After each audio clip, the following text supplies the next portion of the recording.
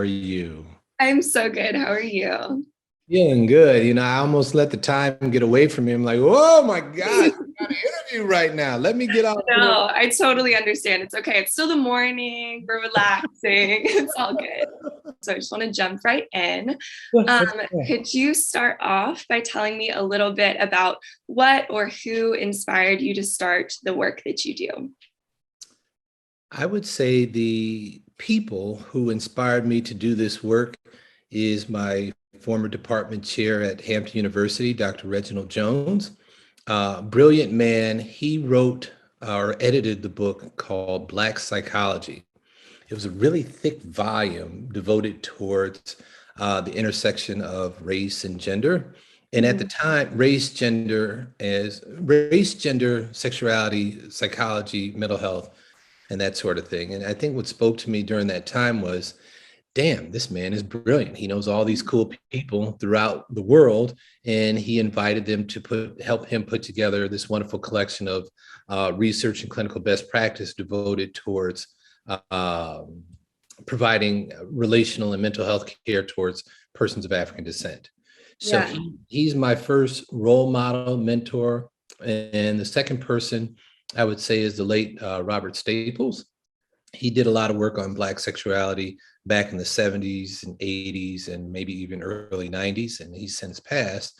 But his work was instrumental because as a sociologist, kind of like Reginald Jones, he was very instrumental in collecting data that was to some extent sex positive around the relational and sexual experiences of persons of African descent. And Mhm. I would also say since that time, I would say the work of my colleague Patricia Hill Collins and Beverly Guy Sheftal, obviously the late great Bell Hooks, she passed, Yes. Love who's that. contributed to some of the work that I do. And so I would say those would be the primary folks who have been awesome in my life and instrumental towards propelling me to, be the best I can be. Yeah, absolutely. And I love hearing about all of the different research from all over the world that they've done to kind of like connect groups of people all around the world. I was reading a little bit about your bio and I saw that you did work really globally. Would you say that their kind of approach inspired that global perspective that you've brought to your psychology? Yeah, I would say that for all of them, they took somewhat of a globalized perspective or worldview to their to the work that they did. But then I was thinking about the work of maybe Patricia Hill Collins and maybe Beverly Guy Sheftal and maybe Audre Lorde and Bell Hooks. It was Mhm. more nuanced and specifically focused towards the experiences of women Mhm. and having a global perspective around how culture impacts some of the sexual decisions that some women and maybe some men make. It's been huge, and it has invited me to be able to be a part of many different kinds of conversations, not only domestically but also abroad. Mhm. That's really interesting to hear. I love Audre Lorde and Bell Hooks. I've read both of them for school, Good, and kind of more in my personal life too. So it's cool to hear good. your perspective on how they've inspired you. Do you have anything that you wish that you knew when you started out as a clinician and within your research? I wish somebody had taught me about the business of the field. Mm, So, for most clinical mental health programs, nobody talks about business. We talk about ethics, but then when we finish, how do we know what our value is in terms of, seeing clients privately or in mhm. a group practice or doing community mental health? And then how does that fit within our own personal business goals or our trajectory, as well as what does retirement look like for a clinician? Yeah. So then for me, in this season of my career, I went back, I got my MBA, and then, my next book is on the convergence of mental health and business in Mm, hopes that people can, have something to take away in terms of how they manage their private practice, or if they want to start a nonprofit, or if they are working for somebody. Sometimes employers or group practices don't pay what they possibly could pay to people or, who are doing good clinical work. And sometimes that looks like a 60, 40, 70, 30, 80, 20 split. But the 60, 40, 70, 30, or 80, 20 split, I can't live like you live. So Right. what do I need to do to empower myself economically so that way I can get the most out of my career? So I wish that coming out of undergrad and even in grad school, I would have taken some business courses, or the clinicians around me would have said, you know what, James, I charge X, I charge 100, 150, 175, 250, 350, or whatever. And these are the clients you can see. How does that impact the access that you might have to the communities that you might represent? Yeah.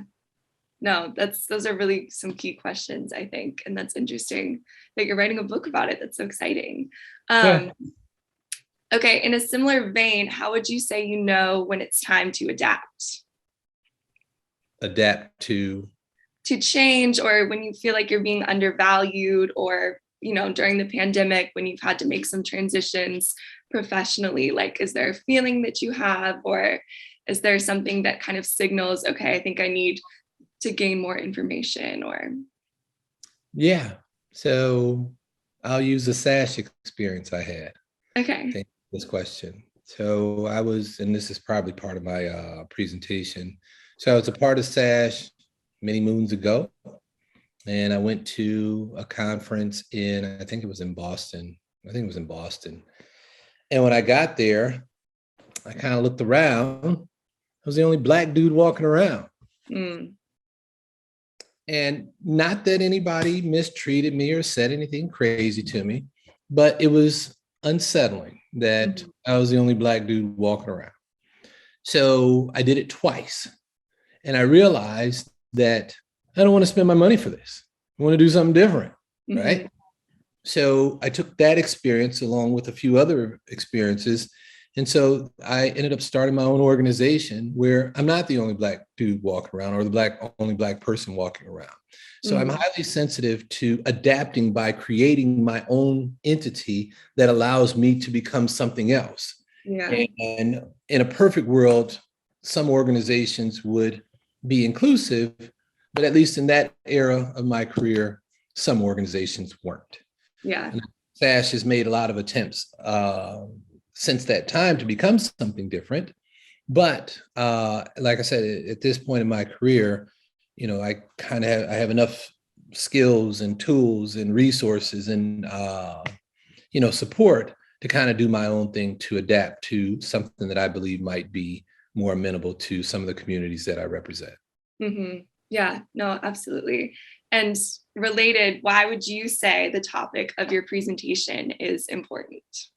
Because what has been misrepresented, underrepresented, and sometimes invisible in our field is how to work with a diverse set of clients. And we know that to be true because if your clinical program was like my clinical program, we learned about Freud, we learned about Erickson, we learned about Piaget, we learned about May, we learned about Gilligan, we learned about Mnuchin, Right. Jake Haley, Satir, Carnes, as well as, Carnes, and then Melody. We learned about the other Carnes. And so with that, our field is built upon white supremacy because it assumes that people of color don't have anything to contribute. So having a set of scholars or clinicians participate in a Sash conference, it's pretty cool. Pretty cool. But that probably would be the start of a conversation. Yeah. And it's a conversation that probably should have been had in 2001 when I joined Sash. Is there anything that you feel like you've learned from the season of COVID and what you're still doing within your practice? Yeah, well, I think for me, I've learned the value of good self-care. And then if I'm not seeing clients face to face and I'm at home, actually I'm at home now, what does self-care look like for me as a clinician, in at least in my own space? And so what it's looked like, it's me wearing t-shirts and comfortable clothes. Yeah. Looks like me having snacks all around me. It looks like me taking a different kind of break in the middle of the day where I'll get out and I'll walk around my neighborhood. And so for me, at least for me and my clients, we are active in spending time talking about good self-care, as well as, making sure that we're up to date on CDC protocols and everything like that. But Mhm. yes, self-care is what I would offer for this question. Is there anything that you felt like you noticed during the pandemic that were norms within kind of healthcare that you felt like were toxic or were bad for your mental health that you've tried to take out after the pandemic? For me personally, I would say no. I was thinking about some of the challenges that exist for maybe my clients, maybe clients, friends, family. It's, how do you manage yourself when you're quarantined? And Mm-hmm. sometimes when people are quarantined, they eat a lot of junk food, Mm-hmm. or they may engage in compulsive internet usage. So this is the only way that we can connect. People can connect. And so everything comes from the computer or some sort of home device where they may find entertainment via online or whatever. So how do we, kind of turn devices off, as Mm-hmm. well as cut down on the consumption of food, as well as the kind of food we eat, and then allow ourselves to just sit and be still and try to find peace, and try to find peace from just, being grounded and settled in one space. Yeah, perfect. No, I totally think that that's really important. Those are things that I've been thinking about too, especially the internet usage piece, as I've kind of noticed how the pandemic has affected everyone. I really, really appreciate you for taking this time out of your busy schedule and Well, meeting with us. And I hope that it reaches some people who can hear your really important message. And we're really looking forward to all of the programming with you. thank you so much for your time, and probably see you in Atlanta later Yeah, on. All right. perfect. Thank you so much. Have a great day. Take care. Bye bye. Bye bye.